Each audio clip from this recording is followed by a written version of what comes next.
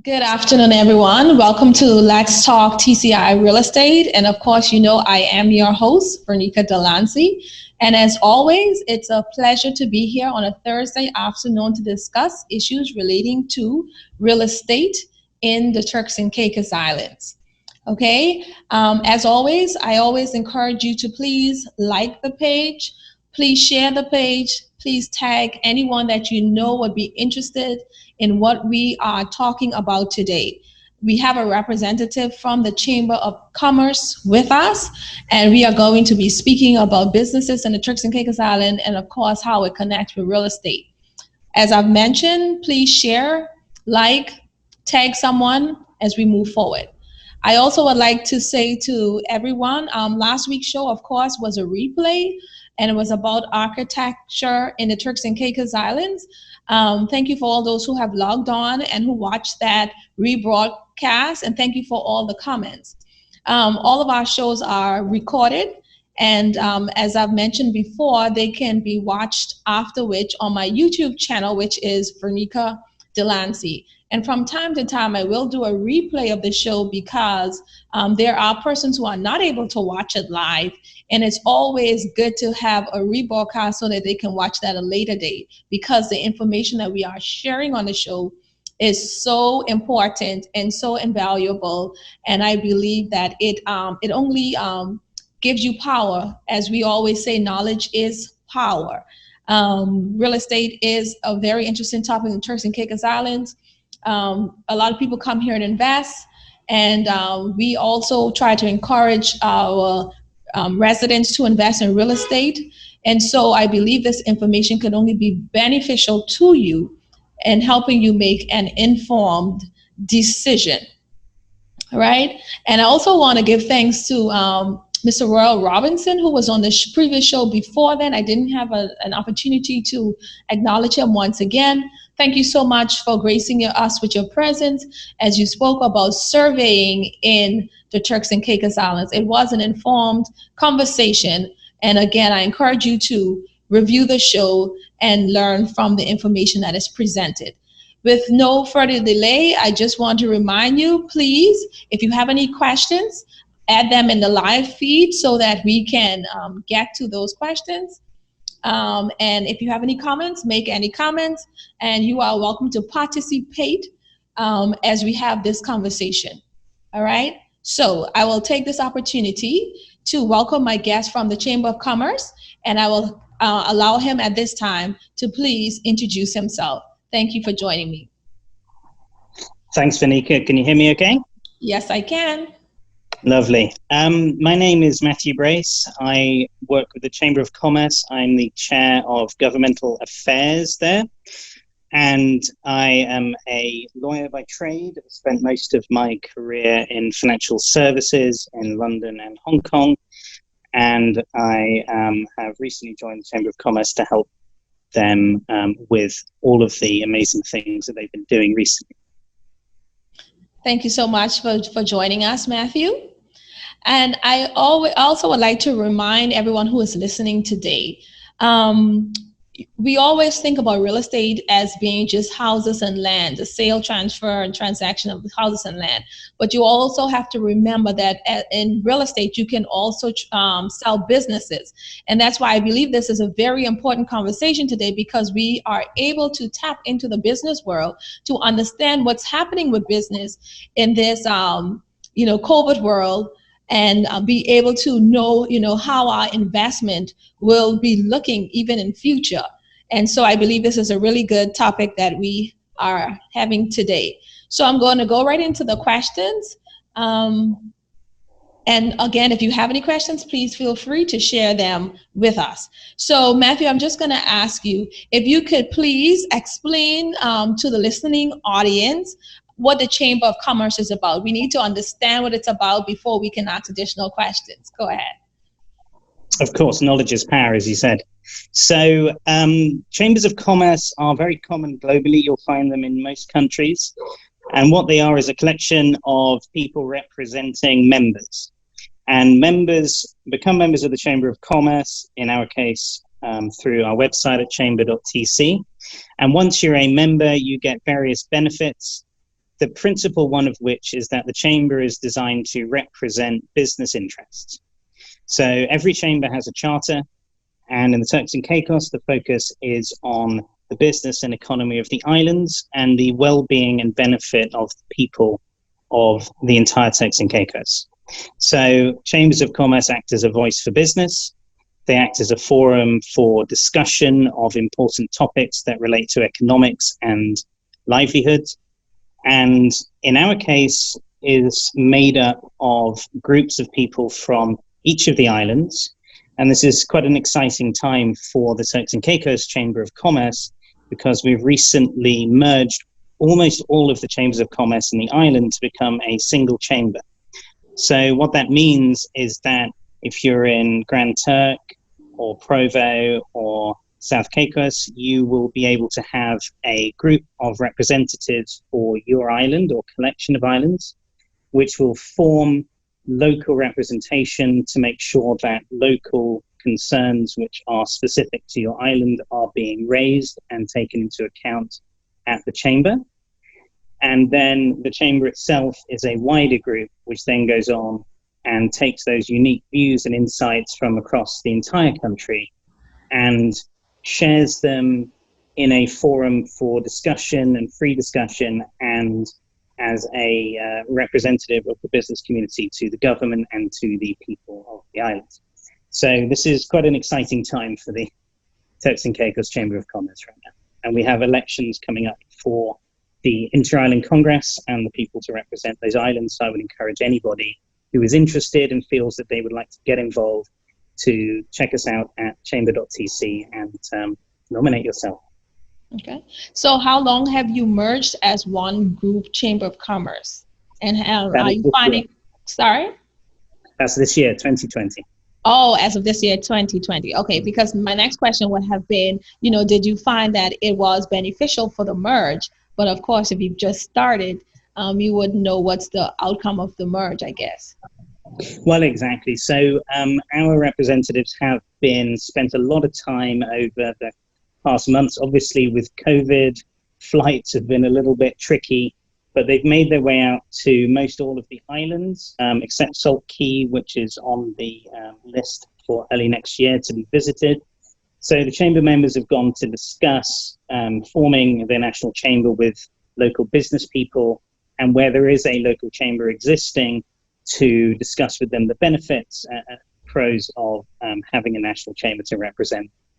So this is very much a new thing, and we think a really good positive going forward for the island to have some really solid representation from all the islands.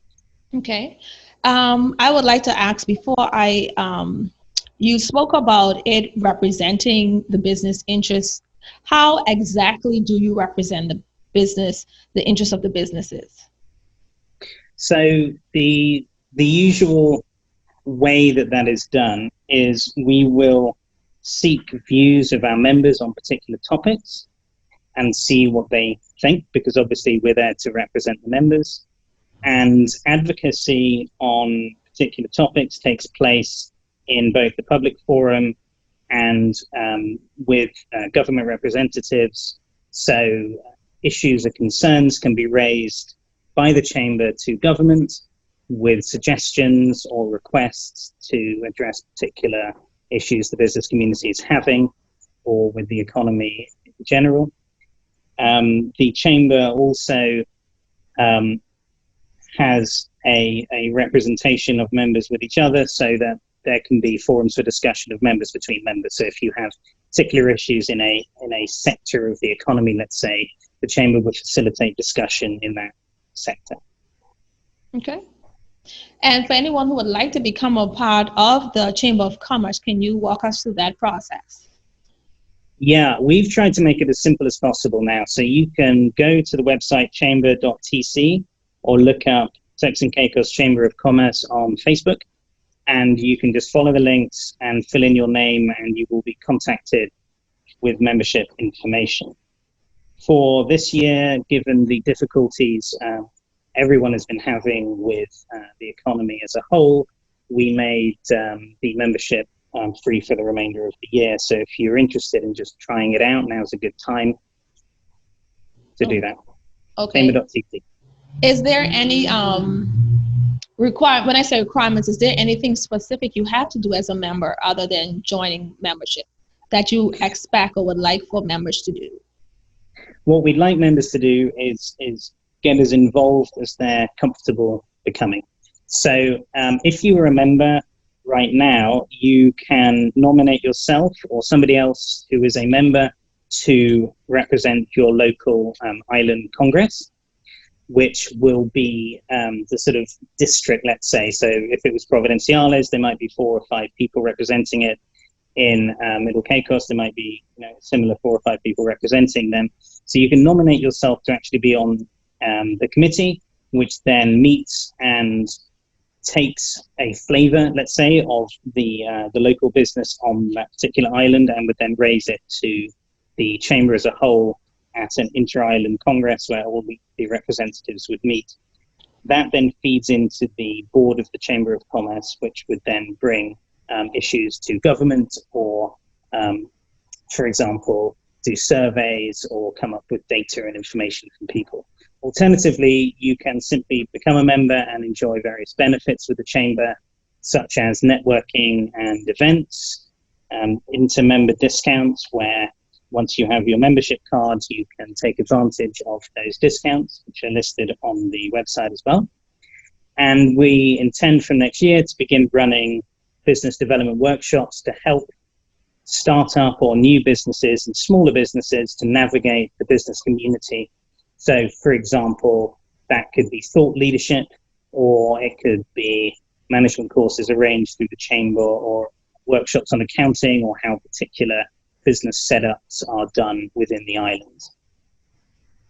And those type of workshops, I know you said this is something you're thinking about doing. Would there be a fee assigned to these workshops? So that can depend.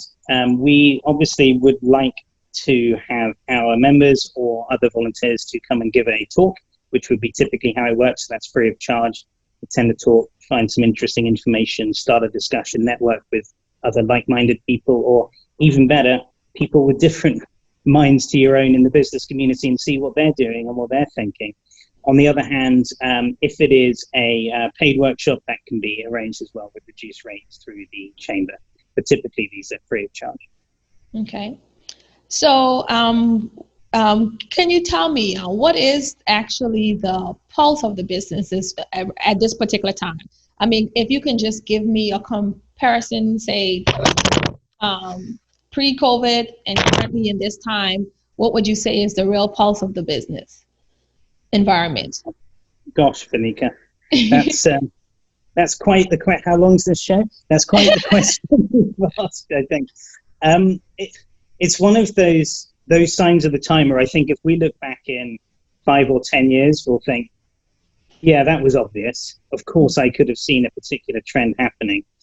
But I think what you're seeing right now is it's very, very difficult to predict. And so I guess zooming out as far as you can and looking at things from a very macro level, we're almost beginning to look at what is business and free enterprise and what does that mean. So an economy and society like ours here, which is built on business, free enterprise, freedom of expression, capitalism being the engine of an economy and essentially creating GDP growth and wealth for the people of that country, which is, I suppose, the foundation of Western society in some ways, and sets us apart from the way things were under kings and queens, or the way things might be in a socialist society. And it underpins democracy, which is why I suppose the question's so big. And what we're seeing right now, I think, is when you look at it from a macro perspective, global changes in what people expect from their government, what people expect from business, and what people expect from each other. So, for example, if you look at what a government is now being asked to do around the world, and this is not specific to TCI, you're being expected as a government to feed people, bail them out, exert more control over people to protect them from this virus. Businesses are being expected to spend more effort on social outreach, on flexibility for their employees, on giving Right. as part of a business community. So it's not purely a mercantile approach to business.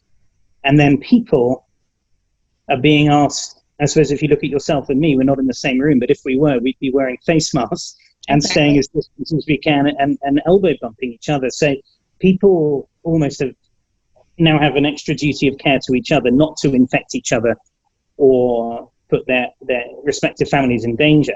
So in my mind, and this is really, I guess, more of a personal view than the Chamber's view, but I keep asking myself, is there some fundamental change in society we're looking at right now? Is it going to be permanent? I know we had emergency powers, for example, this year here and in many other countries.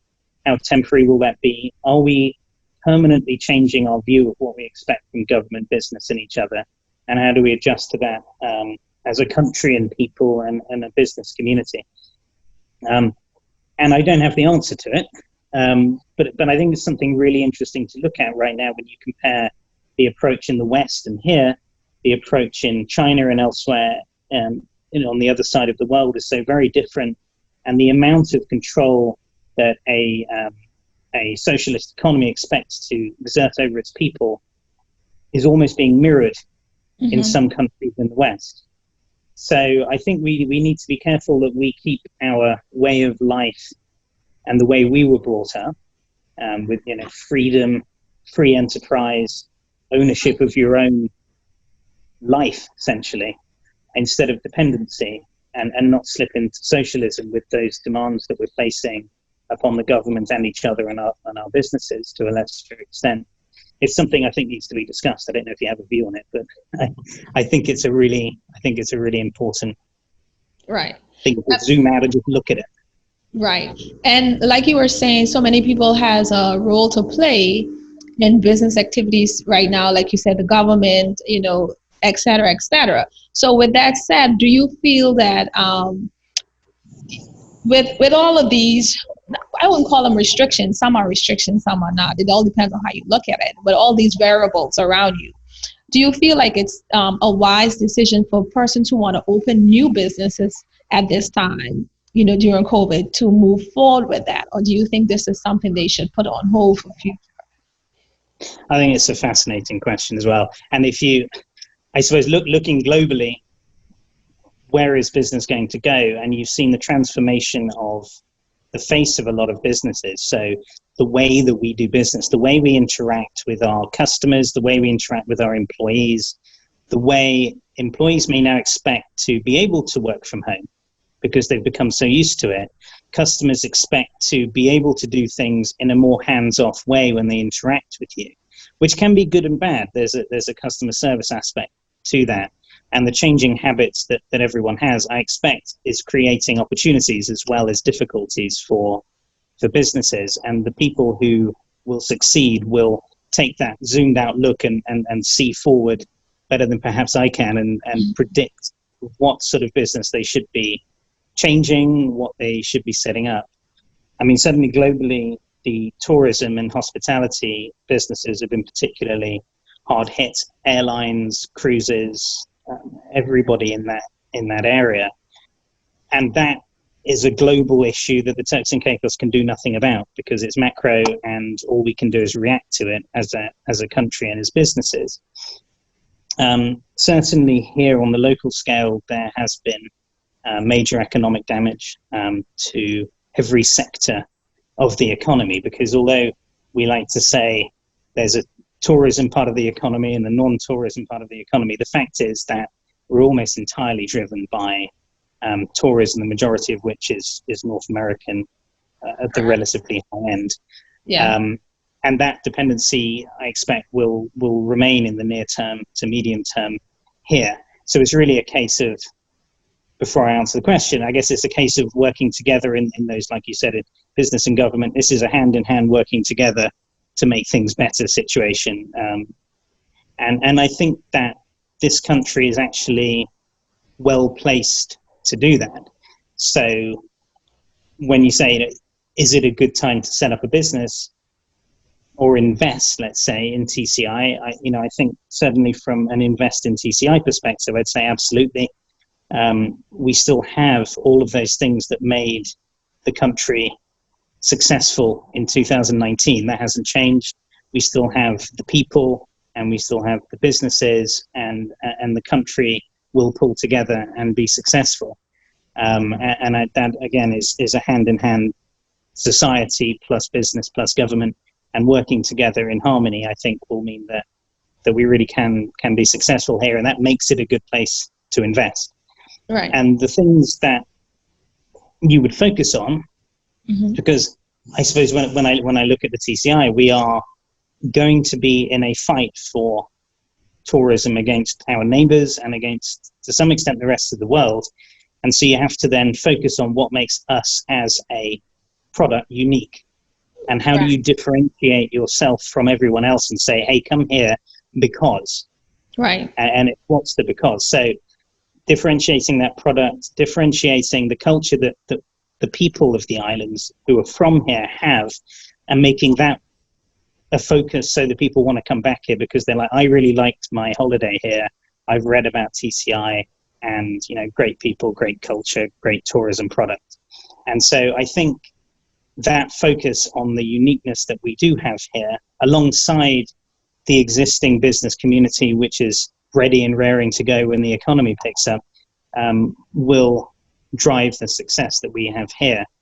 And I guess an interesting, and I'm going on a diatribe now, so I apologize, Janika. That's okay, go ahead. The interesting, I guess, adjunct to that is, with this focus on high-end tourism, I wonder if there's an argument that, given how some low-cost airlines have been shutting, for example, the cost of flying, the cost of making sure you've got your vaccinations, having fewer people traveling through airports, all of that may drive up the cost of travel. And perhaps by accident, we as a high-end destination may benefit from that, as long as we do that unique differentiation from others and make sure that we are doing it right. Exactly. Okay, that sounds good. And one of the other points I wanted to touch, because when you were talking about being unique, we have a lot of vacation rental villas, and I'm finding that persons who are vacationing, they are more favoring those villas because they are able to social distance. So that's, I think, one of the good things that we have going for us in the Turks and Caicos Islands. So we are still seeing persons booking those villas because they feel more secure to do so. And one other point I wanted to make, you were talking about, opening businesses is still a good idea. And like you said, I guess it's just the approach to determine even the type of business. You're walking into it not blinded this time. So you already know COVID-19 is here and it's not going anywhere. So if you are going to open up a regular business, you're just going to be more creative as to how you go about doing that. So it will be more effective and be able to perform better. And I think that like Dr. Morris was on the show before, and he was talking about, getting closer to a smarter community. And I think that's what we need to lean more towards when we're thinking about new businesses and new businesses opportunities. Gone are the days we should have to walk in a bank, for example, to do everything we want to do. But we now need to find ways of doing it online to make it more seamless and with less interaction, because of the COVID-19. So I just wanted to say that, because you were talking about being more creative with your business ideas when you're coming into investing in a new business. So I will absolutely. I mean, adaptation, as you say, is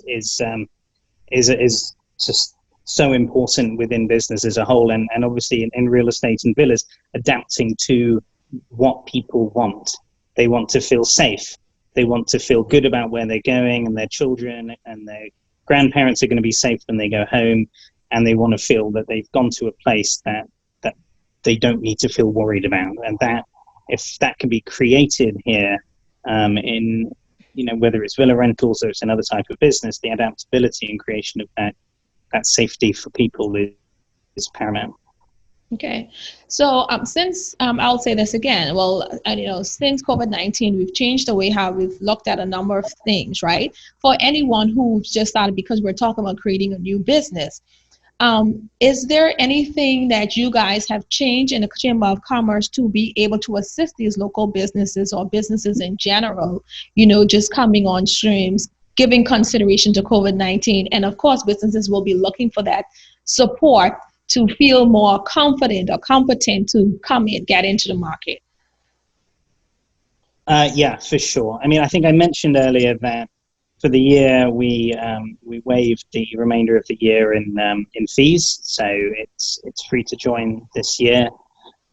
The chamber has earlier this year did a survey of its members and had various discussions with different businesses in all sectors across the economy here, and came up with a fairly detailed proposal that we call the economic relief proposal, which had a series of different ideas. And that's why I suppose I was talking earlier about thought leadership. It's about putting ideas out there to help. Now, at the time, we were looking forward through COVID and saying, what are businesses going to need, existing businesses, to survive through this and come out stronger and bounce back? And so, for example, we'd spoken about the need to discuss the insolvency regime. Mm-hmm. To make sure that if you have a viable business coming out of COVID that right. would otherwise be fine and in a year is going to be absolutely fine, we don't want to see people fail just because the insolvency regime doesn't quite address this sort of pandemic and what it could do to an otherwise viable business. That ties into employee payments and relief in that section of the insolvency regime and the employment regimes. And we'd spoken in that about what do we do with respect to, for example, public service vehicle registration fees, where people who have had those vehicles and they haven't been able to take any tourists from the airport or to anywhere else, that those fees should be deferred. So you paid, that's then deferred forward. And we were pleased that the government took notice of that and felt that that was a good suggestion, and did in fact defer some of those vehicle registration fees. We continue to push for some other things. I was just about, my next question while you were talking, I was just writing down and I was wondering, I was going to ask you, what was the government response to some of these initiatives? So it's good to know that they are on board with the Chamber of Commerce in doing so. Go ahead. Right. I mean, I think that's the really important relationship there, because there's no point in antagonizing each other, and there's no point in being difficult. The idea is to have involvement and to listen and to have ongoing relationships, because at the end of the day, we are, like I told you within the charter of the Chamber, it is for the good and benefit of the people of the Turks and Caicos Islands and the businesses here. That's the whole reason we're doing this. It isn't in order to create some publicity or cause a problem. It is to try and get things done in a way that creates efficiency and helps the business community in the islands. So obviously, government policy is a very complex area, and there are a lot of different thought processes that go into it. But on the other suggestions that we made in that economic plan, which we will continue to push for, were tax credits for independent tour operators and medium small enterprises, so that if you essentially could move your tax forward, mm-hmm. that might enable you to continue to work when the tourists come back, and enable you to, again, with a viable business, continue to exist and continue to feed the tourism machine that the TCI needs to bounce back. Because there's no point in having tourists turn up here and not have those businesses be ready for them and to take them on. So business drives the economy, and we need to make sure that we're looking after the high-end tourism product that we have and the businesses that support it. So that was one very specific initiative that we've done this year. Mm-hmm. And we continue to have discussions about reduction in red tape and efficiency and ease of setting up businesses here, because that at the end of the day, the easier you make it to create and to produce, the more good businesses you get. Correct. If I may ask, do you have like anyone who's starting up a new business, if they need any consultation or anything, is this something that the Chamber of Commerce provides, or it's more so just become a member and become a part of what's happening with the group? The idea is that there is the ability to network with other businesses through events. Unfortunately, at the moment, for obvious reasons, that's a little bit more tricky. Exactly. Although we do have an event next week launching our Inter-Island Congress, so that will be a staggered, should we say, event where you're only allowed a certain number of people into the venue, and again, that's available through our website. But the information is readily available for people to network together when they're at these events, and as and when we give talks, those are meant to address these sorts of questions. If a member has a particular issue, there is always a chamber email address which is constantly manned that they can ask the question to, and it'll be put to the relevant Congress or board, as the case may be. Okay, and because you mentioned networking several times as you spoke, networking is very important, I do believe, and especially during these times, it's a good idea for businesses to be able to network to assist with the success of their businesses. So for the listening audience, I didn't realize any questions. If you do have a question, here is your last opportunity to do so. Believe it or not, 45 minutes does run up very quickly. So if you do have questions, please submit it at this time.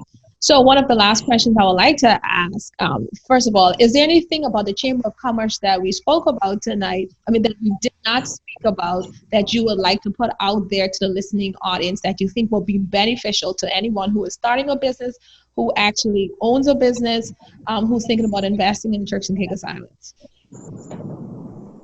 Yeah, for sure. We have an office here. It's in Graceway Plaza with information. If you can always swing by there. The website at chamber.tc is very responsive. So if you have any questions or you would like any information, you can certainly put it to us and we will respond to it. The chamber is, as I said earlier, in the process of expanding into a national chamber and really trying to look on a Turks and Caicos as a whole level. There's a lot of things, and what we're looking for are people to get involved and provide that information and thought process that we need in order to make sure we're representing all of the islands in the country. So what I would encourage is people to really think about if you'd like to get involved, and we would be delighted to have you. Thank you. And also I would like to ask you again, talking about, merging the chambers of commerce. Is it also active? We're talking about the other islands, but which islands are they particularly were active in? Because I can't remember hearing about any in like the North Caicos area. Can you just give us a little bit more information so persons will know exactly, where it does exist? Yeah, absolutely. We've met with business leaders in North Caicos, Middle Caicos, South Caicos, and Grand Turk. There are existing chambers in these islands, and Salt Key, although it's typically been sort of linked to Grand Turk due to proximity, is obviously also has chamber business representatives who would become either their own island district as part of the chamber or join one of the other districts. So there exist chambers of commerce on most islands, but representation nationally has historically been done through Provo, and that I think is what we're trying to address by having a national chamber. So that may surprise you, but that is the case. Okay, yeah, because I heard someone was talking about creating or doing one in North Caicos, but I didn't know if one existed or what was the status, because I feel like the people in North Caicos most times feel left out, and I felt like it was a good opportunity for businesses to be recognized because I feel like there's still a lot of business opportunities over in those islands as well. And so that what is one of my reasoning for asking, because I feel like persons would be excited about a Chamber of Commerce in North Caicos and about, yeah. And I have one question, sorry, that came in. It's You've answered part of it, but I still want to ask it, and so that you can give a direct answer to it. What is the status of the Chamber of Commerce in Grand Turk, and how beneficial do you think it is to have that local chapter? So so Grand Turk and North Caicos, as I said, do have chambers of commerce. The Grand Turk Chamber is relatively active, and are one of the chambers who's on board with merging into the National Chamber.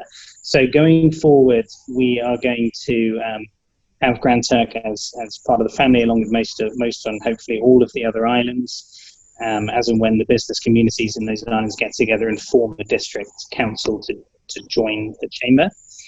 And I think the benefit of it is really good, because it's not just about looking at things from a Grand Turk perspective. There are businesses that exist on more than one island, and there are business opportunities between the islands which haven't been taken advantage of as much as they could. And the fact that you have a single voice talking for business communities across varied islands and varied types of businesses speaks to that sort of unity of purpose of the chamber to promote business.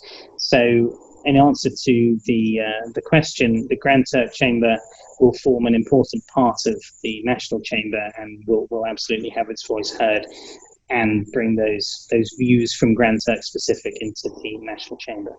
Okay. Well, based on what you have explained today, I do believe that unity is strength.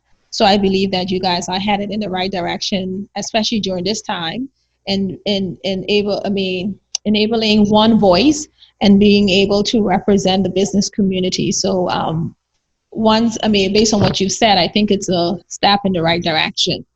All right.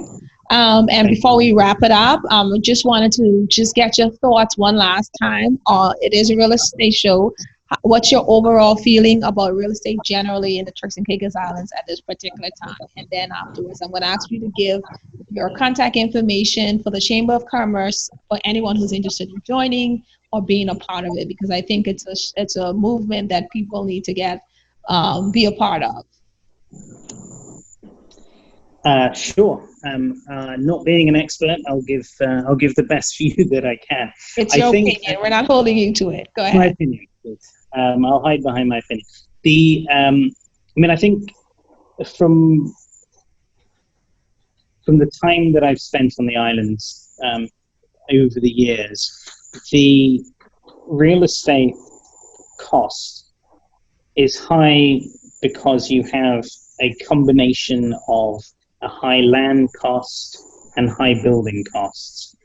And that feeds into high-end tourism very well, because those are the people who can look at it as part of that high-end North American tourist product we've spoken about, which for a long time, and certainly in the short and near term, the island will be dependent upon. So that's good for development. It's good for that uniqueness that we were talking about earlier, where what is your product? This is the product we have, and the real estate ties into that. Right. And as a result, the sorts of people you as real estate agents or people selling land and companies to buy that land are focusing on. So obviously the business there has had to adapt to service that very high-end demanding market that you have. The flip side of that, of course, is that there's a high cost of land and high building costs. Mm-hmm. And so obviously that makes it more difficult to have affordable housing for people who live here, because it's uneconomical to build. So I don't, unfortunately, have have an answer to that. Luckily for me, I'm not the one tasked with solving those sorts of problems, and I don't envy the people who are. But I think that the fact that it is sort of focused on that high end, and that high end tourism is not going to go away in North America anytime soon, no matter changes of government. And there are people already coming in as quickly as they can from the US in particular, despite COVID and the warnings that the US may put upon us. So I think that speaks to a positive note for the future of the islands, because that product isn't going away, and that's something we focused on in our businesses and real estate and the villas, as you say, and the high quality hotels and restaurants and everybody who supports them, because they don't stand on their own. They stand Correct. with the support of all of these different people and businesses in every part of the economy, from your laundry to your groceries to your chefs and restaurants and everyone who services that. So I think that, to me, speaks well to the future here, because that is something which isn't going to go away. And like we talked about earlier, it is perhaps the future of this is that you as a tourist or somebody visiting need to feel safe. You need to feel that you're going somewhere that you feel good about, whether that is simply because of COVID, or it is that you feel the country is on the right path to a green, reusable future, or whatever it is that you as a high-end tourist value in a destination, that we as a whole need to be making sure that we're capturing the markets on. Okay, thank you. So please share your information for the Chamber of Commerce, because I'm sure that there are persons out there who would love to contact the Chamber of Commerce and be a part of it. Yeah, so our website is chamber.tc, and you can find us on Facebook as well with the Turks and Caicos Chamber of Commerce. And so please do look us up, and all the information you would need to either attend events or look at membership will come from there. And you can email us at contact@chamber.tc as well. Okay, thank you so much for being with us today. There you have it, folks. Matthew, he is in charge of government affairs with the Chamber of Commerce. It was a pleasure to speak with you today and to learn about what's going on in the business world since COVID-19. And please give your regards to everyone there at the Chamber of Commerce. And I'm sure, the company I'm with is a part of the Chamber of Commerce, and we look forward to continue to be a part of it and to make it better. And I'm sure that those in the outer island is looking forward to the movement and the move that the Chamber of Commerce is doing and will continue to do within the community to protect and promote local businesses during these times. All right? Thank you, Vanika. Okay, and to my listening audience, thank you once again for tuning in. We will be back again next week with another interesting topic that relates to real estate. So until next week, stay safe and remain blessed. Have a great afternoon. The views, thoughts, and opinions expressed on this show belong solely to Let's Talk TCI Real Estate, and not that of Keller Williams TCI or any of its affiliates. Any action you take upon the information provided on this show is strictly at your own risk, and Let's Talk TCI Real Estate guest or host will not be liable for any losses and damages in connection with the use of the material. I am not an investment advisor, broker, or dealer.